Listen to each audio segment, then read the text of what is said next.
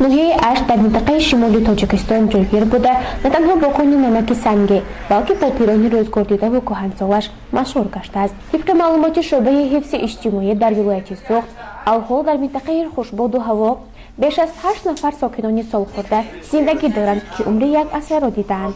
دهه پانغاز یکی از منطقه‌های سراحالی ترین این ناحیه بوده. در جماعت خیشتخانه آن پیرزن 101 ساله با نام خورشیدماه احمدعلیه و عمر به سر می‌برد.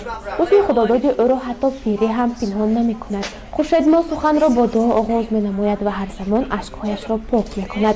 در حیاط یک جای با شوهرش او صاحب 8 فرزند گشته، متاسفانه 2 نفر جگربندانش را بر محل از دست داده است. با وجود درد و الم بسیار، خاله خورشیدماه احمدعلیه و خاطره قوی دارد. سری درازعمری خود را او پیش از همه داد الهی مینامد، ولی ابراز می‌دارد که محض مهنت پرمشقت، کار جسمانی، شستشوی با آب سرد کوهسار و استعمال خوراک سالم و طبیعی جسم او را بر دم سالم نگاه داشته است. خورشیدماه صاحب 158 نفر نبیره بوده. شماره ابیرگانش را در یاد ندارد چون خیلی زیادند.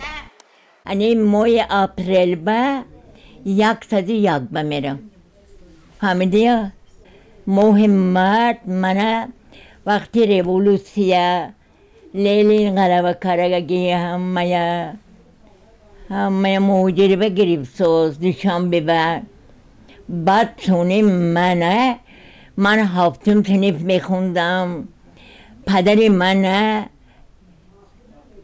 کلکی به باسته سونی من اینجا با مددوی همین نرددین اینجا با کلین کارا اوورم. موه مرد 12 مرد کرزندونم یکم سلویدین دویم تگه دومنان موندگی فیاضیدین سیم استکون سیم فرپیسور پغردین چهارم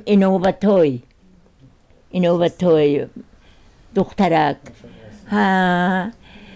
پنجم علمسوی ششم سباحت دکتر کار میکند گینکولوگ هفتم ملوحت و یا معلومه قیرقومنده هشتم نردین خودی چیویرم خودش 80 تا چیویرم خودش 80 تا و این نیویره حسابش فرستانم 100 تا نیویره.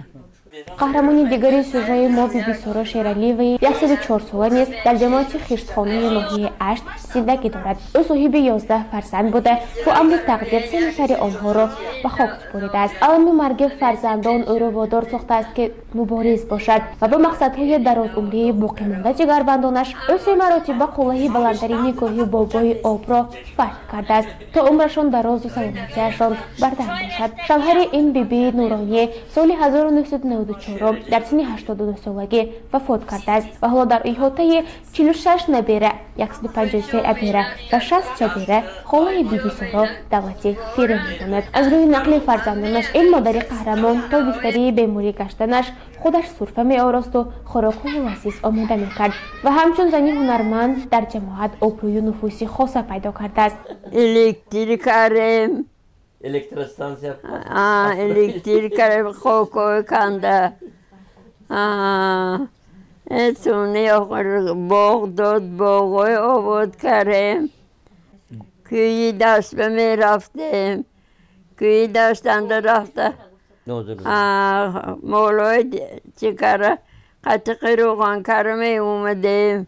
اشکمبه کرمی اومدیم. همیشه کرمی اومدیم.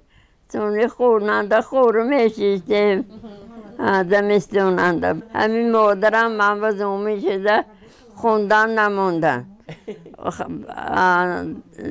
چشون نبود دستیار نبود مالی کل بود نمیتوستن کاران نمیتوستن همین بشیدم من نمونده خوندن. انکه خودم به خودم پیدایشون ستاکم گی من نخونده کم. انکه خودم به خودم گفته شنیده میشینم. در جماعت استایان تاج‌نیسا حسنова زندگی میکند. ماهی انور او سوسیولوژی خویش را جشن گرفت و گفت خواهر تاج‌نیسا او در زندگی یک عصر خویش صاحب 9 فرزند گشته بود، اما مرگ بر محل 3 نفر جگربندش قامت او را شکسته و قلبش را پاره کرده است. این زن مرد صفت تا دم پیرانسالی پادبانی نموده فرزندانش را با مهنت حلال به وای رسانیده است. در وقت‌های خولگی باشد با درخواست دوستان و همسایه‌ها او چوری نموده کورپه و بالین و لباس‌های شیرین و زیبا می‌دوخت. لیک خود در بستر بیماری است و با مهربانی و پرورش 300 نفر نبیره و ابیره و چبیره‌هایش دولتی پیری می‌راند. گوه می‌جوشیدم، گوه رسونه دادم و مرغ کلخوز پایدم. مرغ یک 5 سال پایدم سونی چی دادن گوسفند پا گفتن گوسفند پایدم، گوسفند دادم بوز دادن قولی بوز پایدم. همین کوچکی قدیم بچه های شخ کردم. اسم اومده چون خسته نمیتونستگی شدم دخترم. همین افول دادوی آچم هم نه همش مردگی دادر خواهرم هم نه همین بچه هم. طبق تحقیقات علمی سن میانه در تاجیکستان 73 سال است. در ناحیه اشت باشد فرزندان 80 ساله هنوز هم آمده از مادر 100 ساله خویش مصلحت میپرسند و با دعای نیکی ایشان زندگی خوشحالانه دارند.